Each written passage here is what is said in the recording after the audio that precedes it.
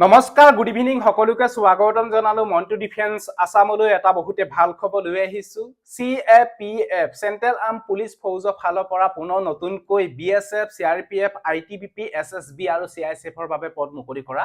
হৈছে এই পদৰ আবেদন কৰিবলৈ হলে আমাৰ অসমৰ প্ৰত্যেকখন ডিস্ট্ৰিক্টৰ কেন্ডিডেটে এই পদৰ কাৰণে আবেদন কৰিব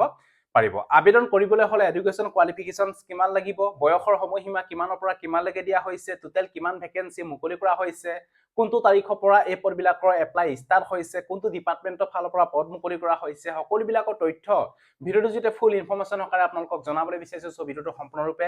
চাই থাকিব আৰু যদিহে আপোনালোকে আমাৰ চেনেললৈ প্ৰথমবাৰ কাৰণে আহিছে তেতিয়াহলে চেনেলটো সাবস্ক্ৰাইব কৰি লব আৰু যদি আপোনালোকে ফেসবুকত চাই আছে তেতিয়াহলে আপোনালোকে ফলো কৰি লব ভিডিও ডেসক্ৰিপচনত ফুল এডভাৰটাইজমেন্টৰ ডিটেইলছ আৰু এপ্লাই কৰা লিংক দিয়া আছে আমাৰ অফিচিয়েল সাইটত ভিজিট কৰিব montudefense.com তাতে সকলো বিলাকৰ পদৰ বাবে আপোনালোকে এপ্লাই কৰিব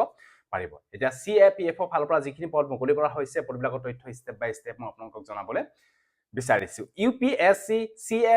CAPF SC ৰিক্ৰুটমেন্ট 2026 ৰ বাবে এইখিনি পদ মুকলি কৰা হৈছে department name union public service commissions CAPF ৰ বাবে এইখিনি পদ মুকলি কৰা হৈছে এপ্লাই প্ৰসেস অনলাইন মাধ্যমত এপ্লাই কৰিব লাগিব এপ্লাই ষ্টাৰ্ট হৈছে 20 ফেব্ৰুৱাৰী 2026 কালিৰ পৰা এই পদবিলাকৰ এপ্লাই ষ্টাৰ্ট হৈছে টোটাল ভ্যাকেন্সি মুকলি কৰা হৈছে 349 টা ভ্যাকেন্সি মুকলি কৰা হৈছে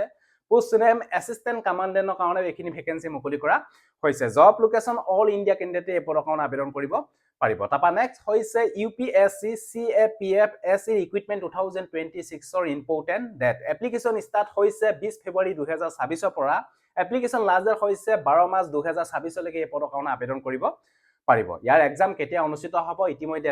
এডভাৰটাইজমেন্টত উল্লেখ নাই তাপা নেক্সট হৈছে UPSC CAPF SC ৰিক্ৰুটমেন্ট 2026 ৰ এপ্লিকেশন ফিজ ইয়াতে UR OBC EWS বিলাকে এপ্লাই কৰিবলৈ হলে আপোনালোকে এপ্লিকেশন ফিজ কাটিব লাগিব 200 रुपीस বাকি SC ST PWD বিলাকে কোনো ধৰণৰ পেমেন্ট কাটিব নালাগে নীল পেমেন্ট মোড অনলাইন মাধ্যমত পেমেন্ট কাটিব লাগিব তাপা নেক্সট হৈছে UPSC CAPF SC ৰিক্ৰুটমেন্ট 2026 ৰ ভ্যাকেন্সি এণ্ড কোৱালিফিকেশনৰ ডিটেইলছ ইয়াতে এপ্লাই কৰিবলৈ হলে আপোনালোকৰ বয়সৰ সময়সীমা মিনিমাম 20 বছৰ হ'ব লাগিব ম্যাক্সিমাম 25 বছৰলৈকে এই পদৰ কাৰণে আবেদন কৰিব পাৰিব লগতে এজ ইলেকশন দিয়া হৈছে ST SC সকলৰ কাৰণে 5 বছৰ আৰু OBC MOBC বিলাকৰ কাৰণে দিয়া হৈছে 3 বছৰ